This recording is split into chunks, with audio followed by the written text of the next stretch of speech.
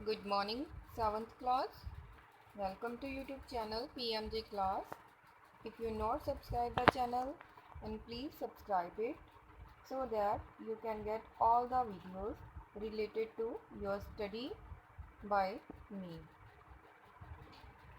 We have done our 4 chapters for July exams, and now we start our 5th chapter for September exam.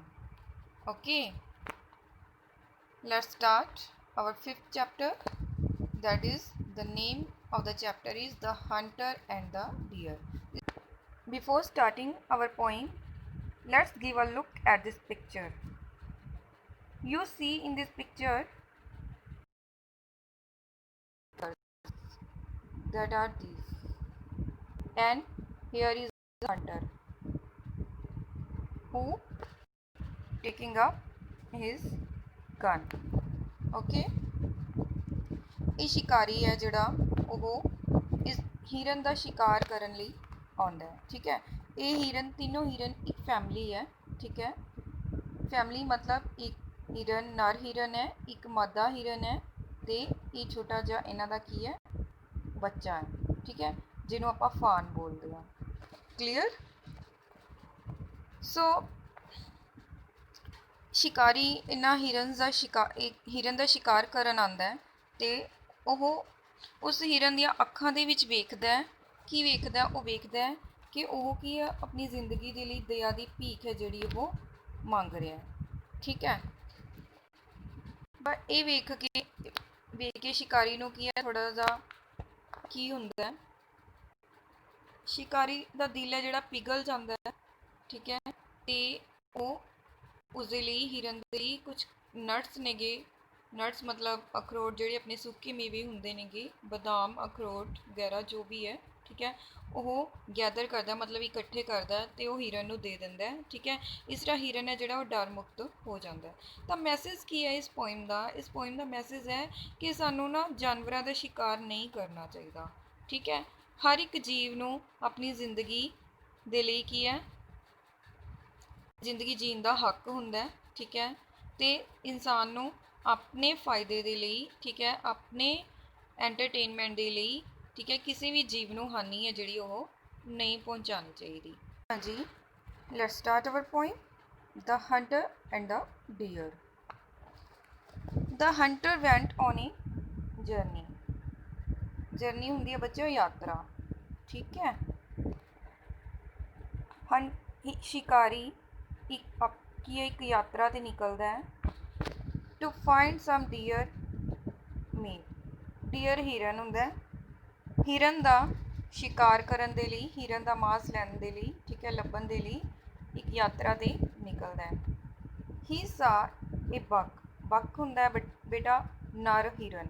ਠੀਕ ਹੈ, ਉਹ ਕੀ ਇੱਕ ਨਰ ਹਿਰਨ ਨੂੰ ਵੇਖਦਾ ਹੈ and looked into his eyes, ਤੇ ਉਹਦੀਆਂ ਅੱਖਾਂ ਦੇ ਵਿੱਚ ਵੇਖਦਾ ਹੈ। ਲੁਕਡ ਇਨਟੂ ਹਿਜ਼ ਆਈਜ਼ ਮਤਲਬ ਉਹਦੀਆਂ ਅੱਖਾਂ ਦੇ ਵਿੱਚ ਵੇਖਦਾ ਹੈ।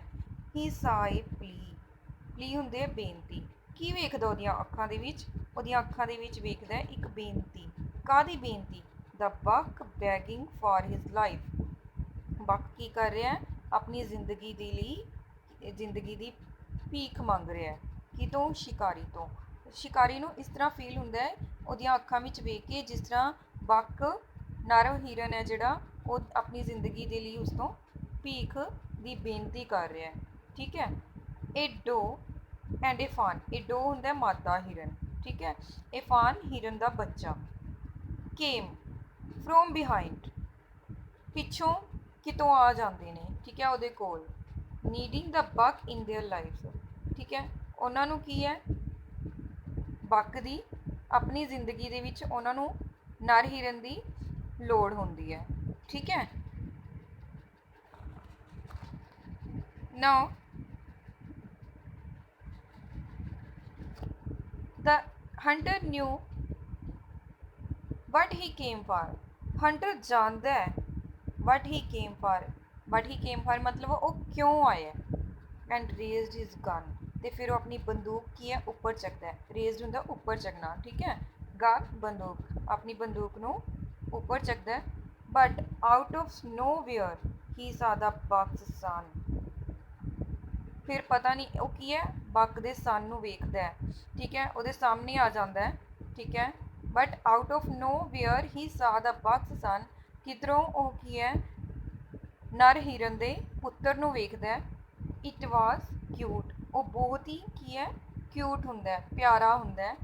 ਟੂ ਸੇ ਦਾ ਲਿਸਟ, ਉਹਨੂੰ ਹੋਰ ਕੁਝ ਕਹਿਣ ਦੀ ਜ਼ਰੂਰਤ ਹੀ ਨਹੀਂ ਹੁੰਦੀ। ਐਂਡ ਇਫ ਹੀ ਕੀਲਡ ਦਾ ਬਕ, ਤੇ ਕਹਿੰਦਾ ਹੁਣ ਵੀ, ਐਂਡ ਇਫ ਹੀ ਕੀਲਡ ਦਾ ਬਕ, ਜੇ ਹੁਣ ਵੀ ਉਹ ਹਿਰਨ ਨੂੰ ਮਾਰਦਾ ਹੈ, he would feel like a beast, ਤਾਂ ਉਹ ਕਿਸ ਤਰ੍ਹਾਂ ਆਪਣੇ ਆਪ ਨੂੰ ਮਹਿਸੂਸ ਕਰੇਗਾ, ਉਹ ਕੀ ਇੱਕ ਜਾਨਵਰ ਮਹਿਸੂਸ ਕਰੇਗਾ ਆਪਣੇ ਆਪ ਨੂੰ। ਕੌਣ? ਸ਼ਿਕਾਰੀ। ਜੇ ਸ਼ਿਕਾਰੀ ਸੋਚਦਾ ਹੈ, ਕਹਿੰਦਾ ਜੇ ਮੈਂ ਹੁਣ ਵੀ ਕੀ ਹੈ ਹਿਰਨ ਨੂੰ ਮਾਰ ਦੇਵਾਂਗਾ ਤਾਂ ਮੈਂ ਆਪਣੇ ਆਪ ਨੂੰ ਇੱਕ ਜਾਨਵਰ ਤੋਂ ਘੱਟ ਮਹਿਸੂਸ ਨਹੀਂ ਕਰਾਂਗਾ, ਠੀਕ ਹੈ। The hunter looked at the deer again. Hunter ਕੀ ਹੈ, looked ਦੇਖਦਾ, at the deer ਹਿਰਨ ਵੱਲ ਦੁਬਾਰਾ, ਉਹ ਹਿਰਨ ਵੱਲ ਦੁਬਾਰਾ ਵੇਖਦਾ ਹੈ ਸ਼ਿਕਾਰੀ। And something grew in him, ਤੇ ਉਹਦੇ ਦਿਲ ਦੇ ਵਿੱਚ, ਉਹਦੇ ਮਨ ਦੇ ਅੰਦਰ ਕੁਝ ਕੀ ਹੈ ਉਪਜਦਾ ਹੈ, ਕੋਈ ਵਿਚਾਰ ਉਪਜਦੇ ਨੇ, ਠੀਕ ਹੈ। ਉਹ ਸੋਚਦਾ ਹੈ, ਕੀ ਸੋਚਦਾ ਹੈ? He gathered some nuts, ਉਹ ਕੀ ਹੈ ਕੁਝ ਨਟਸ ਇਕੱਠੇ ਕਰਦਾ ਹੈ। ਨਟਸ ਤੁਹਾਨੂੰ ਦੱਸਿਆ ਹੈ ਕੀ ਹੁੰਦੇ ਨੇ, ਸੁੱਕੇ ਮੇਵੇ, ਜਿਸ ਤਰ੍ਹਾਂ ਅਖਰੋਟ ਹੋ ਗਿਆ, ਬਦਾਮ ਹੋ ਗਿਆ, ਕਾਜੂ, ਠੀਕ ਹੈ, ਇਸ ਤਰ੍ਹਾਂ ਦੇ। And fed the deer, fed ਮਤਲਬ ਖਵਾਉਣਾ, ਤੇ ਹਿਰਨ ਨੂੰ ਕੀ ਆ, ਉਹ ਖਵਾਉਂਦਾ ਹੈ, ਠੀਕ ਹੈ। And he felt the deer's lack of fear, and he felt the deer's lack of fear, ਤੇ ਹੁਣ ਉਹਨੂੰ ਮਹਿਸੂਸ ਹੋ ਜਾਂਦਾ ਹੈ, ਹੀ ਫੈਲਟ, ਉਹਨੂੰ ਮਹਿਸੂਸ ਹੁੰਦਾ ਹੈ ਕਿ ਹਿਰਨ ਨੂੰ ਹੁਣ ਕੀ ਹੈ, ਡਰ ਨਹੀਂ ਹੈ, ਠੀਕ ਹੈ, ਹੁਣ ਡਰ ਤੋਂ ਮੁਕਤ ਹੋ ਗਿਆ ਹਿਰਨ। ਹੀ smiled a great big smile, ਉਹਦੇ ਚਿਹਰੇ ਤੇ ਕੀ ਹੈ, ਬਹੁਤ ਵੱਡੀ ਸਮਾਈਲ ਆ ਜਾਂਦੀ ਹੈ, ਮੁਸਕਰਾਹਟ ਆ ਜਾਂਦੀ ਹੈ, ਕਿਹਦੇ ਚਿਹਰੇ ਤੇ? ਸ਼ਿਕਾਰੀ ਦੇ ਚਿਹਰੇ ਤੇ। ਹੀ ਸਟੇਡ ਵਿਦ ਡੀਅਰ, ਉਹ ਡੀਅਰ ਦੇ ਨਾਲ ਰੁਕਦਾ ਹੈ, ਸਟੇਡ ਹੁੰਦਾ ਰੁਕਣਾ, ਠਹਿਰਨਾ। ਫਾਰ ਏ ਵਾਈਲ, ਕੁਝ ਸਮੇਂ ਲਈ, ਫਾਰ ਏ ਵਾਈਲ ਮਤਲਬ ਕੁਝ ਸਮੇਂ ਦੇ ਲਈ ਉਹ ਹਿਰਨ ਦੇ ਕੋਲ ਰੁਕਦਾ ਹੈ, ਠਹਿਰਦਾ ਹੈ। And he ਵੈਂਟ home feeling great, ਤੇ ਉਹ ਘਰ ਚਲਾ ਜਾਂਦਾ ਹੈ ਫੀਲਿੰਗ ਗ੍ਰੇਟ, ਬਹੁਤ ਹੀ ਮਤਲਬ ਕਿ ਮਹਾਨ, ਆਪਣੇ ਆਪ ਨੂੰ ਮਹਾਨ ਮਹਿਸੂਸ ਕਰਦਾ ਹੋਇਆ ਕੀ ਹੈ, ਉਹ ਘਰੇ ਚਲਾ ਜਾਂਦਾ ਹੈ। ਕਲੀਅਰ? ਤੇ ਹੁਣ ਮੈਂ ਤੁਹਾਨੂੰ ਇਸ ਪੋਇਮ ਦੇ ਰਾਈਟਰ ਬਾਰੇ ਦੱਸਦੀ ਹਾਂ, ਠੀਕ ਹੈ। ਪੋਇਮ ਤਾਂ ਬੜੀ ਇੰਟਰਸਟਿੰਗ ਲੱਗੀ ਹੋਣੀ ਹੈ ਤੁਹਾਨੂੰ, ਠੀਕ ਹੈ, ਔਰ ਹੈ ਵੀ ਬੜੀ ਇੰਟਰਸਟਿੰਗ। ਇਹਦੀ explanation is not very difficult, it's very easy. So now let's me tell you about the writer. Who is the writer? Writer is anonymous. दिख रहा है नीचे ਤੁਹਾਨੂੰ anonymous, this is the anonymous, ठीक है। anonymous ਹੁੰਦਾ ਅਗਿਆਤ। ਤੁਸੀਂ ਸੋਚ ਰਹੇ ਹੋਗੇ ਕਿ anonymous ਨਾਮ ਦਾ ਕੋਈ ਵਿਅਕਤੀ ਹੋਣਾ ਤੇ ਉਹਨੇ ਇਹ ਪੋਇਮ ਲਿਖੀ ਹੈ, ਬਟ ਨੋਟ, anonymous ਕਿਸੇ ਵਿਅਕਤੀ ਦਾ ਨਾਮ ਨਹੀਂ ਹੁੰਦਾ ਹੈਗਾ। anonymous ਹੁੰਦਾ ਅਗਿਆਤ। ਅਗਿਆਤ ਮਤਲਬ ਜਿਸ ਬੰਦੇ ਨੇ ਇਹ ਪੋਇਮ ਲਿਖੀ ਹੈ, ਸਾਨੂੰ ਉਸ ਬੰਦੇ ਦਾ ਪਤਾ ਹੀ ਨਹੀਂ ਕਿ ਕਿਹਨੇ ਲਿਖੀ ਹੈ ਇਹ ਪੋਇਮ। ਕਲੀਅਰ? ਉਹਨੂੰ ਕਹਿੰਦੇ ਨੇ anonymous। ਕਲੀਅਰ ਹੈ? ਆਈ ਹੋਪ ਤੁਹਾਨੂੰ ਇਹ ਕਲੀਅਰ ਹੋ ਚੁੱਕਿਆ ਹੋਣਾ ਪੋਇਮ ਦੇ ਰਾਈਟਰ ਬਾਰੇ। ਕਿਵੇਂ ਲੱਗੀ ਤੁਹਾਨੂੰ ਇਹ ਪੋਇਮ, ਕਿਵੇਂ ਲੱਗੀ ਤੁਹਾਨੂੰ ਇਹ ਵੀਡੀਓ, ਠੀਕ ਹੈ, ਮੈਨੂੰ ਜ਼ਰੂਰ ਦੱਸਿਓ, ਠੀਕ ਹੈ। ਨਾਓ ਸਟੂਡੈਂਟਸ, ਆਪਣੀ ਪੋਇਮ ਹੈ ਜਿਹੜੀ ਉਹ ਕੰਪਲੀਟ ਹੋ ਚੁੱਕੀ ਹੈ। ਹੁਣ ਆਪਾਂ ਕੀ ਹੈ, ਇਹਦੀ ਐਕਟੀਵਿਟੀ ਸਟਾਰਟ ਕਰਦੇ ਹਾਂ। ਐਕਟੀਵਿਟੀ ਫਸਟ ਹੈਗੀ ਆ ਵਰਡ ਮੀਨਿੰਗ, ਠੀਕ ਹੈ। ਹਮੇਸ਼ਾ ਆਪਾਂ ਇਹੀ ਕਰਦੇ ਆਏ ਨਾ, ਵਰਡ ਮੀਨਿੰਗ ਕਰਦੇ ਆਏ ਨਾ। ਐਕਟੀਵਿਟੀ ਫਸਟ ਤਾਂ ਉਸੇ ਤਰ੍ਹਾਂ ਹੀ ਆਪਾਂ ਹੁਣ ਵੀ ਇਸ ਪੋਇਮ ਦੀ ਫਸਟ ਐਕਟੀਵਿਟੀ ਕਰਾਂਗੇ ਵਰਡ ਮੀਨਿੰਗ। ਫਸਟ ਹੈਗਾ ਵਰਡ ਜਰਨੀ, ਜਰਨੀ ਹੁੰਦੀ ਹੈ ਯਾਤਰਾ। ਸੈਕਿੰਡ ਹੈਗਾ ਪਲੀ ਹੁੰਦੀ ਹੈ ਬੇਨਤੀ। ਥਰਡ ਹੈਗਾ ਬੱਕ ਨਰ ਹਿਰਨ। ਡੋ ਮਾਦਾ ਹਿਰਨ। ਫਾਨ ਹਿਰਨ ਦਾ ਬੱਚਾ। ਐਂਡ ਬੀਸਟ ਹੁੰਦਾ ਹੈ ਜਾਨਵਰ। ਕਲੀਅਰ?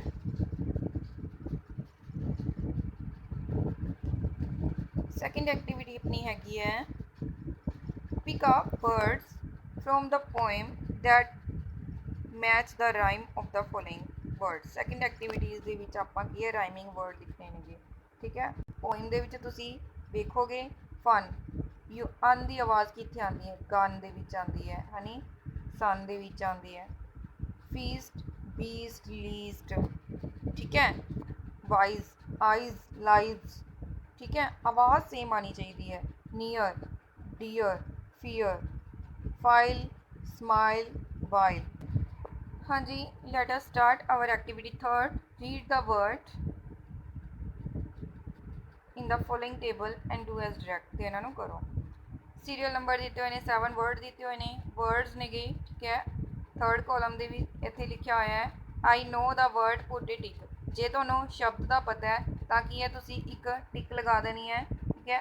जे तुहानूं शब्द का नहीं पता तो इस कॉलम के विच क्रॉस मार देना है, ठीक है। जे तुहानूं वर्ड का मीनिंग पता हैगा तो इस कॉलम के विच तुसीं उस वर्ड का मीनिंग लिखना है।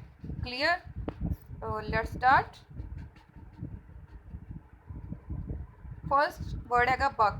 बक का जे तुहानूं मीनिंग पता हैगा, ठीक है, तो तुसीं टिक लगाओगे, ठीक है। तो इत्थे मीनिंग लिखोगे, right the meaning.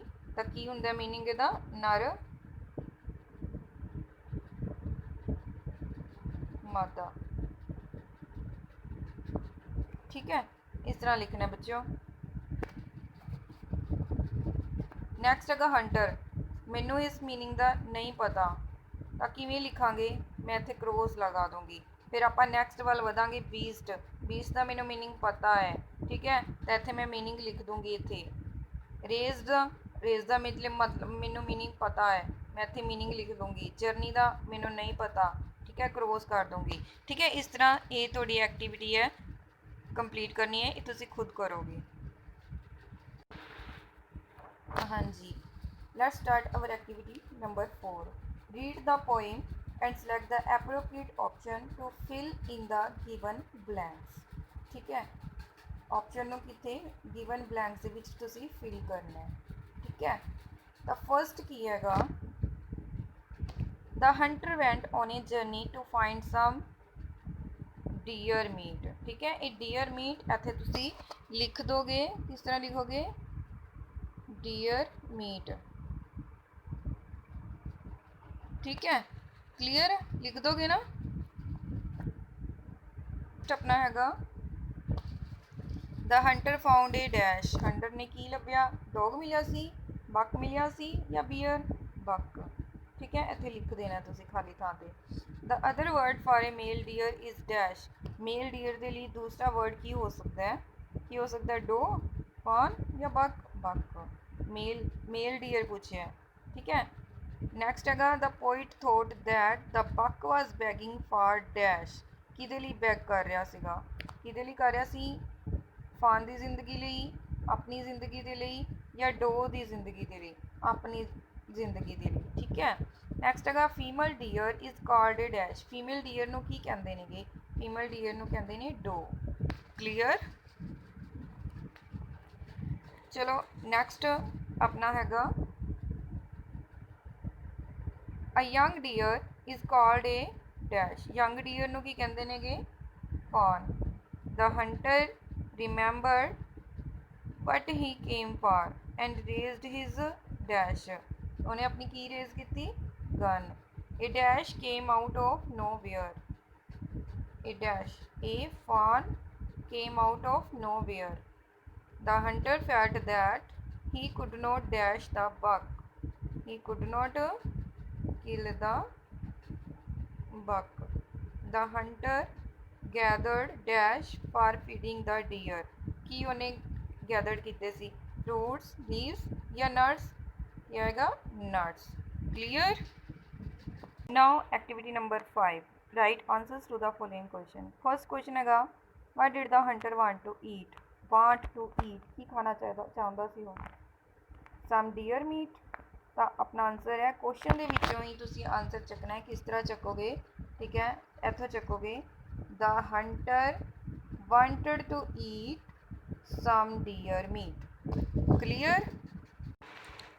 Second question हैगा अपना what did the hunter see। Hunter ने की वेख्या शिकारी ने? एक नर हिरन वेख्या सी, बक वेख्या सी, तो की लिखांगे the hunter saw a buck. Clear. Next हैगा why did the hunter not kill the buck. क्यों नहीं बक ने मारिया, बक नूं मारिया सीगा शिकारी ने? ਸ਼ਿਕਾਰੀ ਨੇ ਨਰ ਹਿਰਨ ਨੂੰ ਕਿਉਂ ਨਹੀਂ ਮਾਰਿਆ ਸੀ?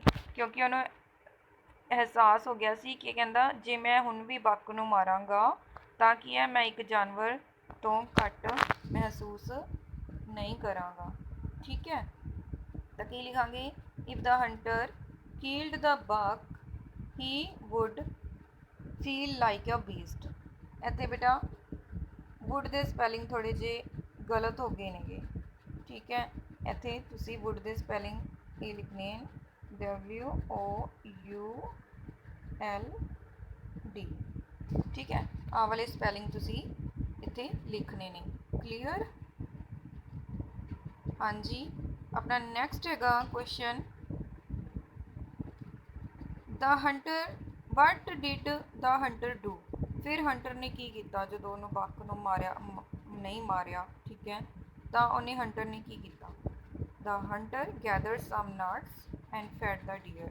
ਹੰਟਰ ਨੇ ਕੁਝ ਨਟਸ ਸੀਗੇ ਜਿਹੜੇ ਉਹ ਇਕੱਠੇ ਕੀਤੇ and fed the deer, ਤੇ ਹਿਰਨ ਦਾ ਢਿੱਡ ਭਰ ਦਿੱਤਾ।